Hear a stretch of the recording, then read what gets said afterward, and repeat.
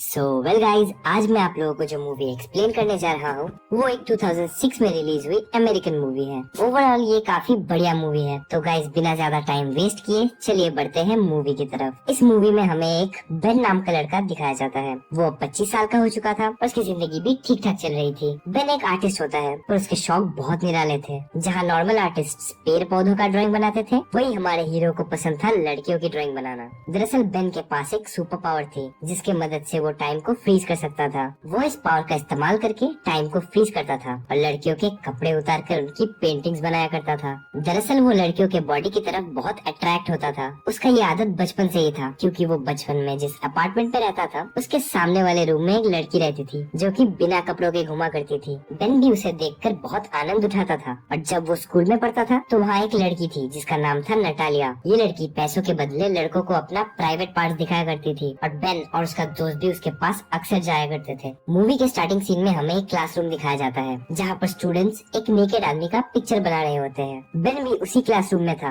पर वो बहुत उदास बैठा होता है और उसके सर पे एक चोट का निशान भी था। दरअसल बेन और उसकी गर्लफ्रेंड सूजी के बीच झगड़ा हो गया था और सूजी ने उसे ब्रेकअप कर लिया था। इस बात से बेन बहुत डिप्रेस्ड हो जाता है और उसे इंसोमेनिया की बीमारी हो जाती है और उसे कई रातों तक ना चाहते हुए भी जगना पड़ता था। इस बीमारी के चलते वो पिछले कई रातों से सो ही नहीं पाया। खैर अगले दिन वो एक सुपरमार्केट में कुछ खरीदने जाता है। जहाँ उसकी नजर पड़ती है वहाँ के दीवार पर लगे हुए एक एडवर्टाइजमेंट पर, जहाँ लिखा था कि हम इस सुपरमार्केट के लिए नाइट शिफ्ट करने वाले एक स्टाफ को ढूंढ रहे हैं। बेन को इंसोमेनिया की वजह से वैसे भी नींद नहीं आती थी, इसलिए वो इस जॉब को ज्वाइन कर लेता है। उस सुपरमार्केट में उसके अलावा 4 और लोग भी काम करते थे, जिनमें से एक लड़की होती है जिसका नाम था शिरीन। बेन पहली नजर में शिरीन को पसंद करने लगा था। यार ऑलमोस्ट सारे लड़कों का यही हालत है, लड़की पटी नहीं कि पहले बच्चों का नाम सोच लेते हैं। खैर शिरीन के अलावा वहाँ पर और 2 लड़के भी काम करते थे जिनका नाम था मैट और बैरी। वो दोनों बहुत ही बदमाश होते हैं और सुपरमार्केट में आए हुए लड़कियों के शॉपिंग बैग में वो अक्सर एडल्ट टॉयज घुसा देते थे। जब वो लड़कियां काउंटर पर पैसे देने जाते थे तो उन टॉयज को देखकर शॉक हो जाती थी। वही कुछ लड़कियां तो उन्हें खरीद भी लेते थे, जिसे देखकर मैट और बैरी को बहुत मजा आता था। उस सुपरमार्केट में काम करने वाले सब लोगों का टाइम स्पेंड करने का तरीका अलग अलग था। जैसे कि शिरीन हमेशा घड़ी देखना अवॉइड करती थी, क्योंकि उसका मानना था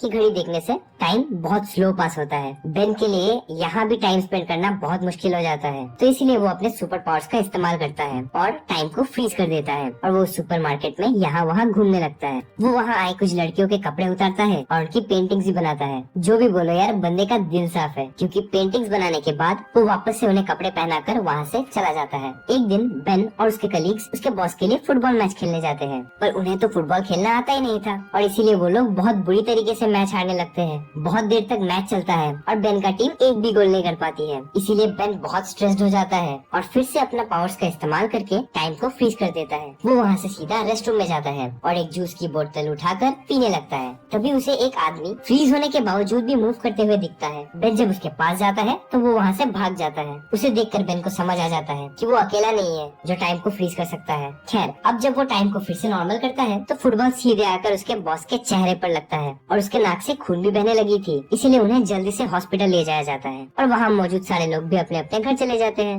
जाते वक्त बेन और शिरीन एक कैफे में रुकते हैं और कॉफी पीते पीते एक दूसरे के बारे में जानने लगते हैं। यहाँ पर हमें पता चल जाता है कि इन दोनों के बीच में थोड़ी थोड़ी केमिस्ट्री, फिजिक्स, बायोलॉजी सब चल रही थी। इसके बाद बेन शिरीन को उसके घर छोड़ने जाता है। शिरीन उसे किस करने वाली होती है कि तभी बेन उसके लिप्स के वजह उसके गाल पे किस कर देता है। यार कोई इस लड़के की खोपड़ी में नारियल मारो। खैर अगले दिन ऑफिस में बेन का बॉस सारे स्टाफ को बुलाते हैं और उनसे कहते हैं कि मैं अपने बर्थडे के अवसर पर एक पार्टी देने जा रहा हूँ और वहाँ स्ट्रिप गर्ल्स भी आने वाले हैं और मैं चाहता हूँ कि तुम सब भी मेरे पार्टी में जरूर आओ। तभी सोने पे सुहागा होता है और शिरीन खुद से आकर बेन को पूछती है कि क्या बेन पार्टी में उसका डेट बनना चाहेगा। बेन तो उससे प्यार करता ही था और वो एक बार में राजी हो जाता है। वही मैट और बैरी इस बार एक नई शरारत करते हैं। वो बेन को एक बहुत बड़ी आर्ट कंपनी की तरफ से कॉल करते हैं और उसके पेंटिंग्स के बारे में बहुत तारीफ भी करते हैं और कहते हैं कि उसे उस कंपनी में जॉब मिलने वाली है। ये सुनकर बेन का तो मानो खुशी का ठिकाना ही नहीं रहता। वो अगले दिन रेडी होकर शेरिन के साथ अपने बॉस के बर्थडे पार्टी में जाता है, पर यहाँ उसे एक प्रॉब्लम हो जाता है क्योंकि उसके बॉस ने वहाँ स्ट्रिपर्स को बुलाया था और उनमें से एक लड़की नटालिया भी होती है। जी हाँ, ये वही लड़की है जो बचपन में लड़कों को पैसे के लिए अपने प्राइवेट पार्ट दिखाया करती थी। बेन सोचता है कि शायद नटालिया ये बात शेरिन को बता देगी कि बचपन में बेन भी उसके पास जाया करता था, पर ऐसा नहीं होता। अब कुछ देर बाद वहाँ बेन को उसकी एक्स गर्लफ्रेंड सूजी दिखती है।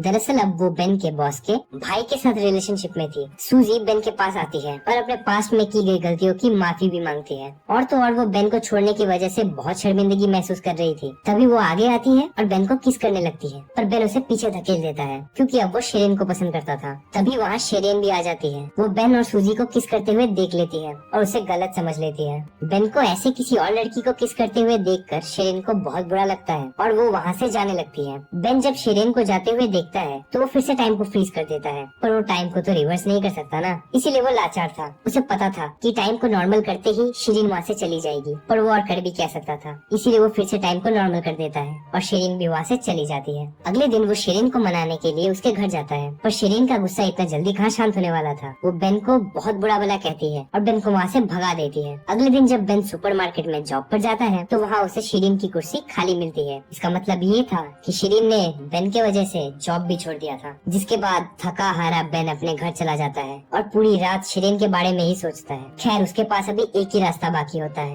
वो अपने सारे पेंटिंग्स को लेकर आर्ट एसोसिएशन में चला जाता है। उसके पास एक फेक इनविटेशन कार्ड भी था जो कि उसे मैट और बैरी ने दिया होता है। वो उस लेटर को वहाँ के मैनेजर को दिखाता है, पर वो कहते हैं कि ये लेटर तो फेक है, पर कोई बात नहीं, तुम जब यहाँ आ ही गए हो तो मैं तुम्हारे पेंटिंग्स को एक बार देख ही लेता हूँ। बेन की पेंटिंग्स को देखकर वो आदमी बहुत इम्प्रेस हो जाता है और उससे कहते हैं कि मैं तुम्हारे पेंटिंग्स के लिए एक एग्जीबिशन ऑर्गेनाइज करवाऊंगा। बेन बहुत खुश हो जाता है और वो चाहता है कि वहाँ शिरीन भी आए, इसीलिए वो छुपके से शिरीन के घर जाकर वहाँ एग्जीबिशन के इनविटेशन कार्ड्स रख देता है। शिरीन को वो कार्ड मिल जाता है और वो उस एग्जीबिशन में भी आ जाती है। वहाँ आकर शिरीन बिल्कुल शॉक्ड हो जाती है क्योंकि वहाँ मौजूद सारे पेंटिंग्स उसी के होते हैं। ये देखकर वो समझ जाती है कि बेन उससे कितना प्यार करता है और ये सारी पेंटिंग्स भी बेन ने शिरीन के लिए ही बनाया था। वो बेन के पास जाती है और उसको अपने कामयाबी के लिए मुबारकबाद देती है। दोनों एक दूसरे के लिए अपने फीलिंग्स भी शेयर करते हैं और एक किस करते हैं। बेन तभी फिर से टाइम को फ्रीज कर देता है, पर इस बार शिरीन भी मूव कर सकती थी क्योंकि बेन ऐसा ही चाहता था। बेन उसे लेकर बाहर आ जाता है। शिरीन देख पाती है कि बाहर स्नो भी हवा में फ्रीज हो चुकी है। इसके बाद बेन उससे अपने सारे पावर्स के बारे में शेयर करता है। अब शिरीन भी बेन को पहले से ज्यादा प्यार करने लगी थी और फिर दोनों एक बार फिर से किस करते हैं और ये मूवी भी यही पर एंड हो जाता है। तो वेल गाइज, आज के लिए इतना ही।